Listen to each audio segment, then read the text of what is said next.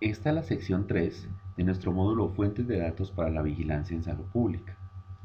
Hasta ahora hemos revisado, entre otras fuentes, a las estadísticas vitales, a los sitios de vigilancia demográfica, a los registros poblacionales y a las encuestas. Ahora vamos a revisar a las vigilancias centinela, al uso de datos rutinarios y al uso de datos del censo. El siguiente tema que revisaremos es la vigilancia centinela.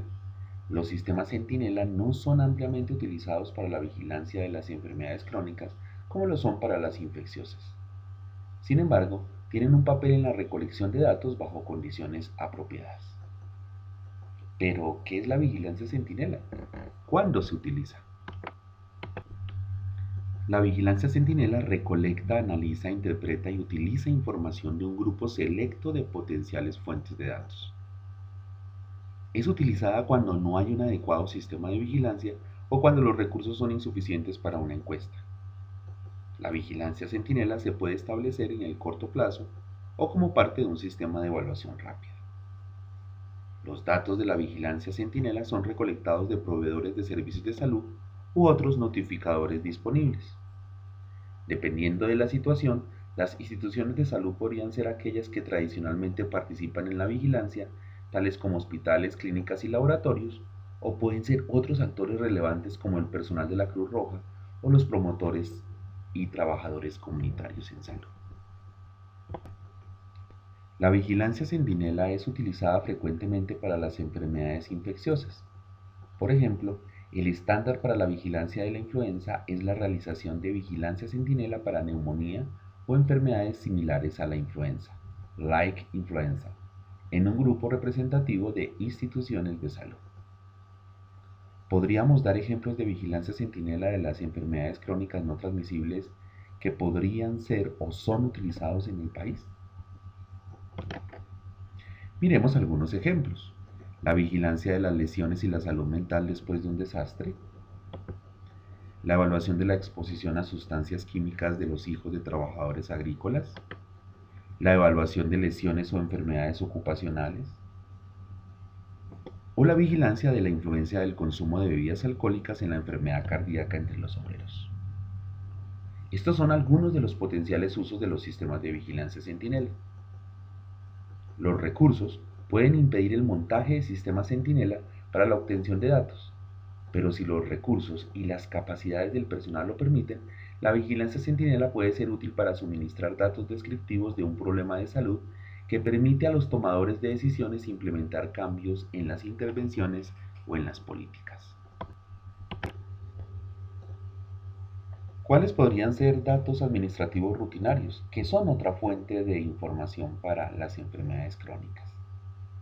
Posiblemente los datos de egreso hospitalario, los datos sobre las consultas realizadas por un médico, los datos que se recolectan con otras razones en diferentes servicios o sectores.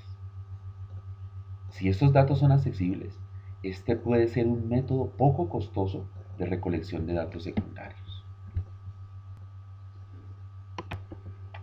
¿Qué son los datos rutinarios o administrativos? Son datos que no son recolectados como propósito de la vigilancia. Son recolectados como parte de la administración, especialmente de la facturación en un sistema de salud.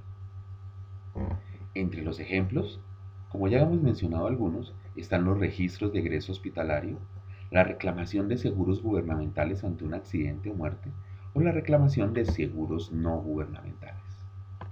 ¿Cuáles podrían ser las ventajas y desventajas del uso de datos rutinarios? Entre las ventajas tenemos una alta cobertura de población. Los datos incluidos son útiles para la vigilancia, su obtención a bajo costo y la posible relación con otras fuentes. La información de los registros puede ser útil para ligarla con otras fuentes, tales como los registros de cáncer, las estadísticas vitales o las encuestas de salud poblacionales. Entre las desventajas tenemos que la información sobre las condiciones diagnósticas se deben utilizar tal y como están registradas, y los registros reflejan solo los servicios facturados por la organización. Los diagnósticos incorrectos podrían suceder, especialmente para condiciones que son menos comunes.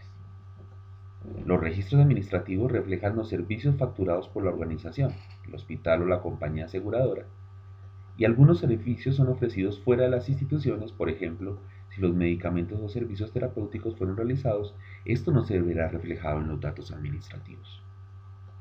Adicionalmente, los registros no contienen información clínica, al menos que sea requerido para el proceso de pago.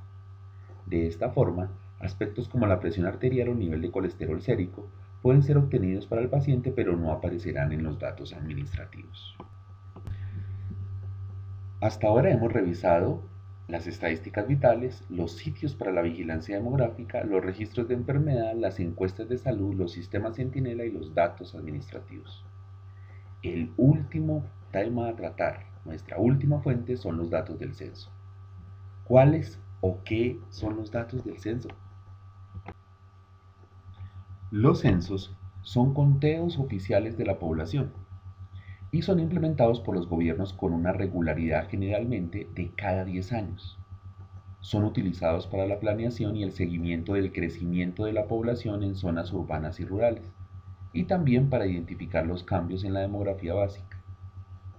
La información obtenida en un censo incluye datos relevantes a los hogares y a los individuos en sus viviendas, tales como ingreso familiar, estado civil, tamaño de la familia, edad de los miembros de la familia y raza o condición étnica. Mientras el censo es diseñado para la vigilancia, si su información está disponible, puede estar utilizado para crear estimaciones de la población de la incidencia y prevalencia de enfermedades y factores de riesgo recolectados de otras fuentes. La información de las actividades de vigilancia en salud es utilizada en el numerador, los casos, y la información del censo en el denominador, población en riesgo. ¿Cuáles podrían ser ventajas y desventajas del uso de los datos del censo? Miremos las ventajas. Su intención es recolectar información de cada miembro de la población. Existe la posibilidad de preguntas relacionadas con salud.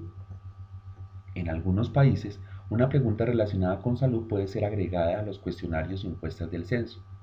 Por ejemplo, en países sin una buena encuesta de hogares, el censo puede ser la única fuente para estimar la prevalencia de discapacidad. Los países pueden tener formatos cortos que son usados para la mayoría de la población y un formulario extenso que es administrado a una muestra de la población. Ahora miremos las desventajas.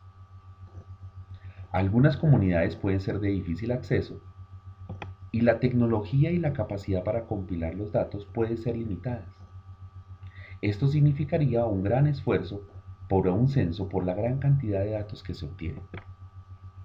Los conteos censales son poco confiables algunos años después del censo, por eso es que hay que recurrir a proyecciones de población. En la parte inferior de esta diapositiva encuentra el enlace de la oficina del censo y de los sitios web de los países en el mundo. Con esto hemos terminado nuestra revisión teórica del módulo 3, Fuentes de datos para la vigilancia. Los invitamos a nuestra última sección, que es el repaso.